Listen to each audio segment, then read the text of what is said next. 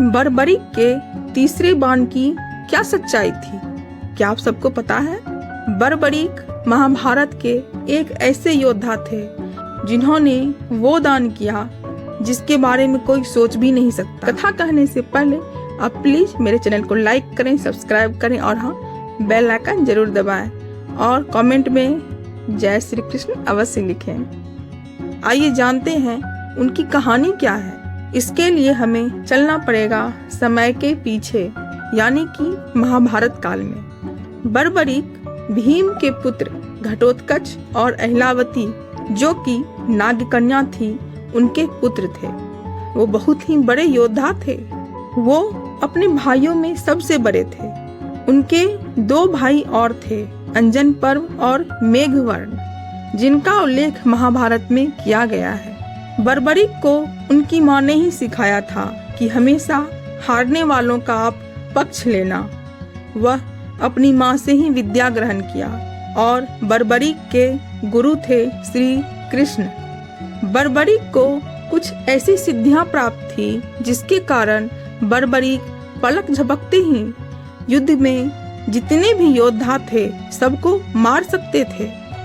कुछ कहानियों में कहा गया है कि बर्बरीक पिछले जन्म में एक यक्ष थे, लेकिन इस जन्म में वो भीम के पौत्र और घटोत्कच के पुत्र के रूप में जन्म लिए। वो बाल्यकाल से ही बहुत ही पराक्रमी और वीर योद्धा थे। उसने अपनी माँ के कहने पर ही श्री कृष्ण को अपना गुरु बनाया और उनसे शिक्षा दीक्षा प्राप्त की। उन्होंने माँ आदिशक्ति को प्रसन्न किया और बहुत सारी सिद्धियां प्राप्त की। उन्होंने भगवान महादेव की घोर तपस्या की और उनसे 3 अभेद बाण प्राप्त किए, जिसके बल पर वे पूरे महाभारत को जीत सकते थे। साथ ही उन्होंने अग्निदेव को प्रसन्न करके उनसे बहुत ही अद्भुत धनुष को प्राप्त किया। जब महाभारत का युद्ध शुरू होने वाला था, तब बर्बरीक को भी महाभारत के युद्ध में हिस्सा लेना था। वो अपनी माता से आज्ञा लेने जब उनके पास पहुँचे तो उनकी माता ने कहा कि ठीक है, तुम जरूर जाकर लड़ो, लेकिन जो पक्ष हारेगा तुम उसकी तरफ से लड़ना। फिर बर्बरीक अपने नीले घोड़े, जिनका रंग नीला था, पर सवार होकर चल पड़े युद्ध लड़ने के लिए। लेकिन जब श्री कृष्ण को इस बात का पता चला, तब श्री कृष्ण ने सोचा कि जिस कारण से मैंने इस धरती पर जन्म लिया, अवतरण लिया धर्म की स्थापना के लिए, अगर बर्बरीक इस युद्ध में शामिल हो जाता है तब तो धर्म की स्थापना हो ही नहीं सकती, क्योंकि बर्बरीक ने तो ये सोचा था कि जो पक्ष हारेगा वह उसकी तरफ से युद्ध लड़ेगा। फिर श्री कृष्ण बर्बरीक के पास पहुँचे और उन्होंने बर्बरीक को रोक कर कहा कि तुम किस तरह से सिर्फ 3 बाण से ये युद्ध लड़ने चले हो? मुझे बताओ तो सही, तुम इस युद्ध को कैसे लड़ोगे और कैसे जीतोगे? तब बर्बरीक ने कहा कि मात्र 1 बाण से शत्रु सेना समाप्त हो जाएगी और फिर ये बाण वापस मेरे तरकस में आ जाएगी, और अगर मैंने 3 बाणों का उपयोग कर लिया तो 3 लोकों में हाहाकार मच जाएगा। फिर श्री कृष्ण ने कहा, मुझे विश्वास नहीं होता, तुम इस पीपल के पत्ते को छेद करके दिखाओ जिसके नीचे हम दोनों खड़े हैं। बर्बरीक ने कहा, ठीक है, मैं वैसा ही करता हूँ। फिर बर्बरीक ने अपनी कमान से तीर निकाला और ईश्वर का ध्यान करके चला दिया। उन पेड़ों के बीच में तीर ने अपना काम कर दिया। उसने पेड़ों के सभी पत्तों को छेद दिया और कृष्ण के पैरों के पास आकर घूमने लगी। तब बर्बरीक ने कहा श्री कृष्ण से कि आप अपने पैरों को यहाँ से हटा लें, नहीं तो ये आपके पैरों को चोट पहुँचा सकती है। चूँकि श्री कृष्ण ने एक पत्ते को अपने पैरों के नीचे दबा रखा था, इस बात का पता उस तीर को भी चल गया था। तब श्री कृष्ण समझ गए कि इस बालक के पास वो शक्तियाँ हैं जिसका इस्तेमाल गलत तरीके से भी हो सकता है। तब उन्होंने बर्बरीक से पूछा कि तुम किसकी तरफ से युद्ध लड़ोगे? तब बर्बरीक ने कहा कि मैंने अपनी माँ को वचन दिया है कि मैं उसकी ओर से लड़ूंगा जो निर्बल होगा।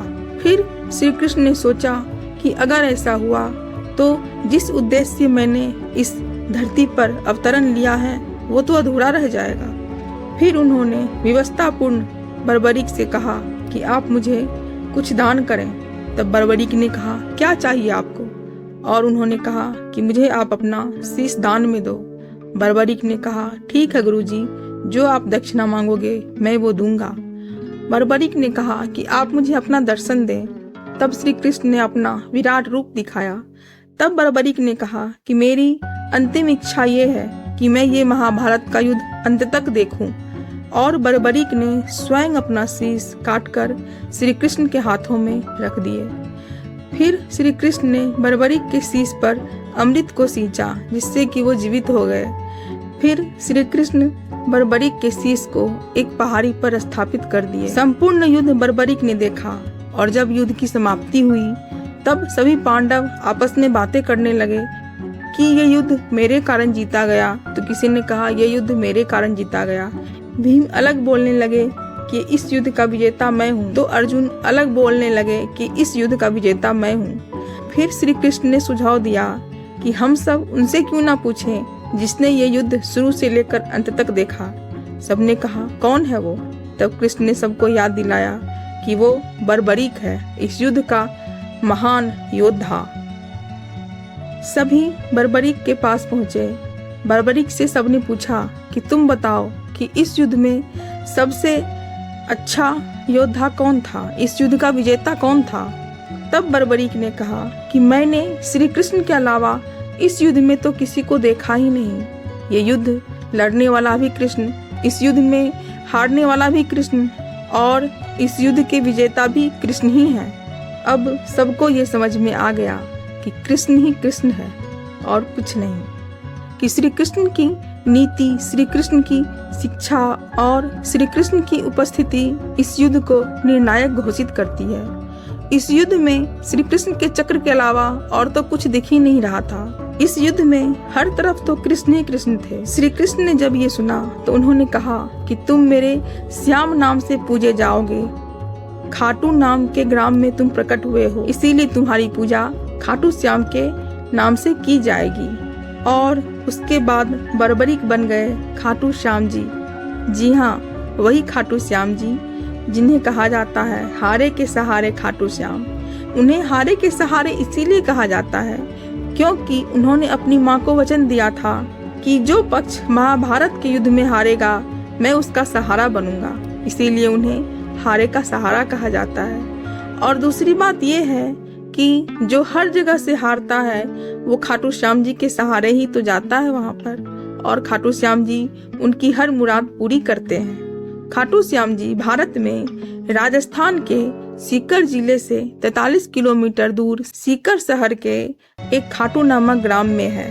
यह एक तीर्थ स्थल है जहाँ पर कृष्ण के रूप में खाटू श्याम जी की पूजा होती है। यहाँ अक्सर कुल देवता के रूप में इनको पूजा जाता है। भक्तों का मानना है कि यहाँ पर खाटू श्याम जी का असली सिर यानी कि बर्बरीक का असली सिर स्थापित है, जिन्होंने कृष्ण के कहने पर उन्हें गुरु दक्षिणा के रूप में अपना शीश दिया था और उस शीश को यहीं पर स्थापित किया गया और श्री कृष्ण ने उन्हें अपना नाम श्याम दिया। उनकी पूजा खाटू श्याम के नाम से की जाने लगी। तो आप सबको कैसी लगी खाटू श्याम जी के विषय में ये छोटी सी जानकारी? इसी तरह मैं आप सब के लिए अच्छी अच्छी जानकारियाँ लाती रहूंगी। आप सब प्लीज देखते रहिए कहानी गुंजन के साथ। तब तक के लिए जय श्री कृष्णा, जय खाटू श्याम जी की। और अगर आप सब ने अभी तक खाटू श्याम जी का दर्शन नहीं किया है तो आप सब जाएं और उनके दर्शन करें। सबके हारे खाटू श्याम जी के सहारे। जय श्री खाटू श्याम जी की। तो फिर मिलते हैं एक नई कहानी के साथ। आप सब देखते रहिए कहानी गुंजन के साथ। जय श्री कृष्ण।